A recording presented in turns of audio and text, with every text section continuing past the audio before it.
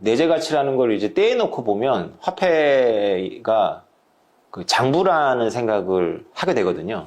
표현에 따르면 이제 공통의 기억이라든가 혹은 공통의 신념 이렇게 얘기를 하는데 결국은 그것은 내재 가치가 아니고 장부인데, 본격적인 얘기를 하기 전에 문제를 하나 내겠습니다. 자, 조폐공사에서 이제 막 돈을 찍어서 딱 쌓여 있어요. 이거는 돈인가요? 돈이 아닌가요?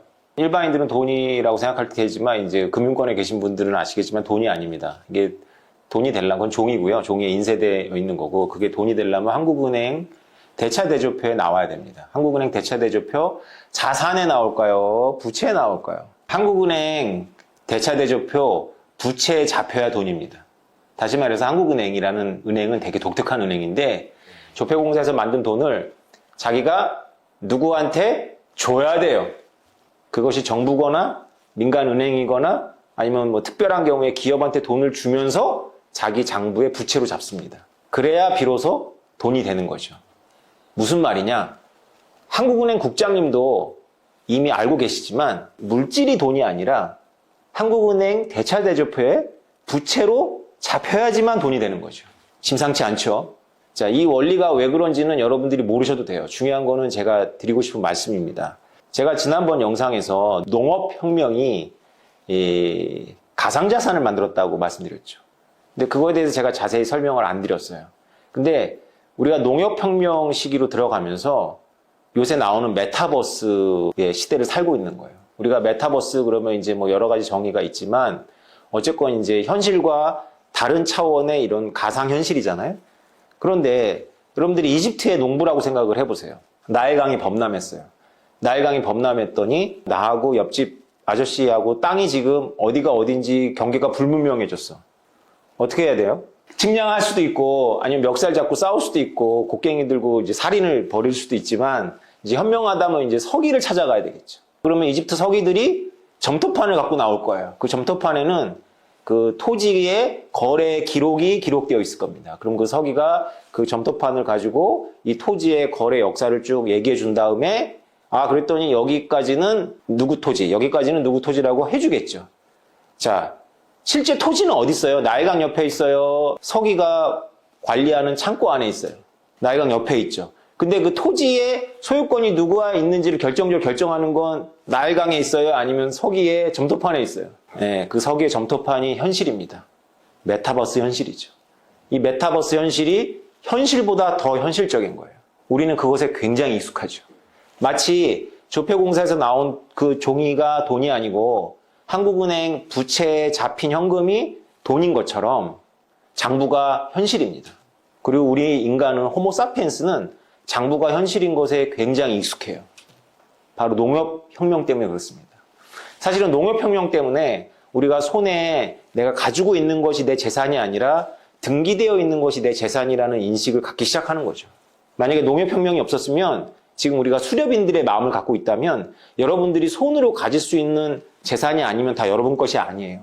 다시 말해서 지금 주차장에 있는 차가 여러분 것이 아니라는 겁니다. 차 키를 내가 갖고 있는데 누군가가 차를 뜯어가지고 스파크 일으켜가지고 차를 몰고 나가면 그 사람 거예요. 그게 현실이잖아요. 근데 그 차를 등록대장을 내가 갖고 있고 그 차에 내가 주인이고 그 주인인 이유는 내가 언제 얼마를 주고 세금 내고 샀다라는 그 기록 때문에 내 것인 거죠. 그 기록은 현실이 아니라 바로 제가 말씀드린 메타버스고 그것이 장부인 거죠. 그래서 우리가 이 비트코인과 이더리움과 이런 블록체인이 일으키고 있는 혁명을 잘 이해해야 돼요. 어차피 메타버스가 이렇게 뜨고 있는 시대에 우리가 알고 있는 이 모든 자산을 다 메타버스상으로 집어넣겠다라는 야심이 바로 비트코인 혁명 때문에 가능해지고 있는 겁니다. 어마어마한 일이 앞으로 벌어질 거죠. 참고로 잉카 문명을 유럽인들이 발견했을 때 잉카 문명에도 그 문서가 있었어요. 글자가 있었어요. 문자가. 그 문자가 이제 결승 문자잖아요. 이렇게 매듭을 주고. 근데 그 여러 가지를 표현할 수 있지만 알파벳 같은 것도 표현하지만 주로 그것은 숫자입니다. 유발 하라리의 사피엔스를 보면 최초의 문자를 가지고 인간이 최초로 기록한 내용이 지금 발견됐는데 내용이 뭐래요? 소유권이거나 아니면 그것은 세금 장부거나 아니면 채권이에요. 채권. 놀랍게도 신화나 시가 아니라 인간이 문자를 만들어서 최초로 기록한 것이 바로 세금 장부라는 거죠. 혹은 채권 장부일 수 있어요. 이것이 우리한테 함의하는 바가 많이 있죠. 그러니까 장부라는 것은 어마어마한 거죠. 사실 여러분들이 지금 디지털 화폐를 쓰고 있는데 그 디지털 화폐는 전부 신한은행이나 국민은행의 장부죠. 저는 그 장부 안에서 제가 누구한테 돈을 보내면 그 장부가 교체되는 거죠. 근데 여러분들이 돈을 안 보냈어도 그 장부가 교체됐다면 여러분들은 상당히 곤란해질 거예요. 내가 엔터키를 쳐서 보내지 않았음에도 불구하고 내 장부에 돈이 없어지고 누군가한테 돈이 갔다면 여러분들은 사실상 여러분의 것이라는 걸 증명할 방법이 없습니다. 다시 말해서 나일강 옆에 있는 토지의 실제하고 무관하게 어떤 형태로건 간에 그 서기가 관리하는 점토판이 바뀌어 있다면 여러분들은 여러분 소유가 아닌 거죠. 그래서 우리는 장부가 현실보다 때로는 더 결정적이고 중요할 수 있고 우리가 이미 그 장부에 익숙한 시대를 이미 오랫동안 살았다는 걸 이해해야 돼요. 장부가 화폐라는 거를 인정하고 싶지 않겠지만 인정을 해야 됩니다. 그러면 장부가 화폐다라면 어떤 장부가 좋은 장부예요? 함부로 고칠 수 없는 장부가 좋은 장부입니다. 자, 그러면 좋은 돈이라는 것은 좋은 장부여야 되고 좋은 장부라는 것은 함부로 고칠 수 없는 장부여야죠. 그런데 장부가 안 고쳐져도 곤란하겠죠. 왜냐하면 소유권이 이전되고 우리가 거래하는 존재잖아요. 호모 사피엔스가. 그럼 장부는 고쳐져야 되는데 함부로는 못 고쳐야 돼. 그럼 어떻게 해야 되겠죠? 인류는 이 문제를 어떻게 해결했겠어요? 누군가 권위를 갖고 있는 사람만이 고칠 수 있어야 돼요. 그렇죠?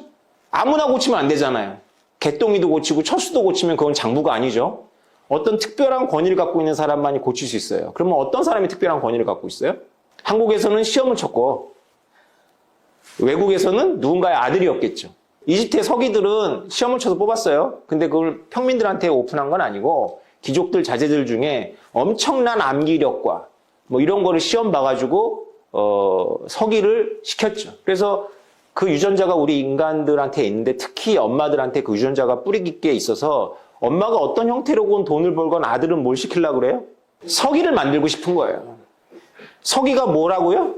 장부를 고치는 자예요. 장부를 유지하는 자예요. 우리나라에서는 그래서 고시를 보죠.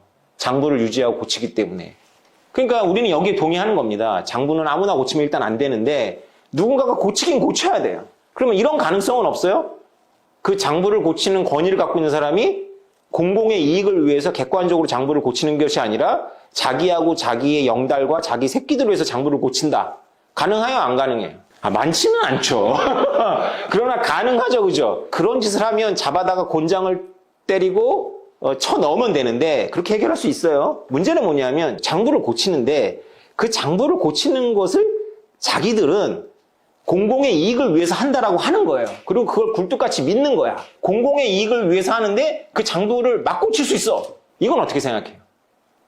안 되는데 지금 한국은행하고 미국의 연방준비제도하고 모든 나라의 중앙은행들은 그렇게 하죠. 왜냐하면 경제학자들은 인플레이션을 싫어한다, 좋아한다. 좀 말을 정정할게요. 경제학자들 보고 디플레이션과 인플레이션을 선택하라 그러면 뭘 선택한다고요? 인플레이션을 선택합니다. 인플레이션이라는 게 뭐예요? 밀턴 프리드만은 인플레이션은 화폐현상이라고 그랬어요. 쉽게 말해서 한국은행이 장부를 늘리는 겁니다. 한국은행이 뭔데 장부를 늘리냐? 한국은행은 그런 권한을 갖고 있죠. 중요한 건 우리는 한국은행이 아니잖아요. 장부가 늘어났다 줄어들었다라는 걸 누군가가 엘리트들이 마음대로 할 수 있다라는 이 현실이 중요한 겁니다. 비트코인은 뭐예요? 장부입니다. 비트코인은 그 자체를 들여다보면 그냥 장부밖에 없어요. 거래 트랜잭션이 일어나고 있다라는 장부밖에 없는 거예요. 비트코인은. 그러니까 이집트의 서기가 관리하는 그 장부랑 똑같습니다. 비트코인은. 어떤 무식한 분이 장부에 아무것도 담지 않아서 암호화했다는데 정말 무식한 얘기죠. 소유권을 담고 있습니다. 비트코인의 장부는. 저 같은 비트코이너들이 비트코인에 왜 강분하는 거예요? 비트코인은 장부인데 고쳐줘요? 안 고쳐줘요? 고쳐줘요. 근데 함부로 고쳐줘요? 함부로 안 고쳐줘요? 함부로 안 고쳐줘요. 어떻게 고쳐지죠? 오직 트랜잭션에 의해서만 고쳐집니다. 그것을 보증하는 장부예요. 좋은 장부예요? 좋은 장부 아니에요? 좋은 장부죠. 그러면 좋은 돈이에요? 안 좋은 돈이에요? 좋은 돈이에요. 네. 마지막 결론은 이겁니다. 마지막 결론은 이제 깨달았어요, 사람들이. 아, 비트코인이 좋은 장부니까 좋은 돈이네. 근데 너무 억울하다. 왜 내가 몰랐을까? 지금까지 비트코인 갖고 있는 사람들은 횡재를 했네. 억울하죠. 이게 우리의 근원적인 공평성에 도전을 합니다. 불공평하잖아. 야, 이제 비트코인이 좋은 장부라는 거 알았어. 다시 시작하면 안 돼? 뉴딜. 지금까지 있었던 건 없었던 걸로 하고 우리 이제 이 비트코인 같은 장부 만들어서 다시 전 세계 인류한테 다 나눠주고 시작하자. 이 프로젝트에 대한 열망이 있죠. 무슨 프로젝트예요, 이게? CBDC잖아요. 그래서 CBDC에 대한 일반 대중들의 열망에는 기술적인 거라든가 이런 거 다 떠나서 그냥 알았어. 비트코인 좋은 거 이제 알았어. 12년 지났으니 이제 알았어. 나한테도 기회를 줘. 다시 시작해야지. 좋은 말이에요. 분명히 그 문제가 있어요. 저는 여러분들한테 7년 전부터 얘기하면서 빨리 장부 게임에 들어오라고 얘기를 했지만 여러분들은 어쨌건 여러분들을 막은 사람들 때문에 이제 들어오는 거잖아요. 이제 들어오니까 저처럼 7년 전에 들어왔다거나 12년 전에 들어왔다거나 작년에 들어온 사람들에 비해서 너무 불리하다고 생각하잖아요. 그래서 여러분들이 다시 소환하는 게 누구예요? 결국 정부를 소환하고 있죠. 여러분들 다시 엘리트를 소환하고 있는 거예요. 엘리트를 믿을 수 없어 나온 비트코인이라는 좋은 돈을 여러분들이 억울하다고 이제 다시 시작하자라고 해서 다시 소환하는 게 그놈의 엘리트예요. 사고의 무한 순환에 빠져가지고 여러분들이 남 원망하고 억울해하고 앞으로 10년 후에 억울해할 것이냐 아니면 지금이라도 이것의 본질을 깨닫고 야 이거 엘리트 믿을 게 아니구나. 엘리트를 믿지 말자라고 시작한 게 비트코인이구나. 비트코인이 장부구나. 화폐는 장부일 뿐이구나 라는 걸 동의하고 이제라도 이 게임에 들어와서 10년 후에 들어온 사람들한테 야 니네가 억울한 게 아니라 10년 전에 내 얘기를 안 들은 거 아니냐라고 말할 위치에 쓸 것이냐. 선택은 누구에게 달려있다? 여러분에게 달려있다는 겁니다. 저는 7년 전부터 외쳐왔으니까 저는 좀 봐주세요. 그래도 열심히 이 장부 게임에 들어오라고 저는 외쳤잖아요. 그죠? 안 들어온 건 여러분이 어쨌건 선택한 겁니다.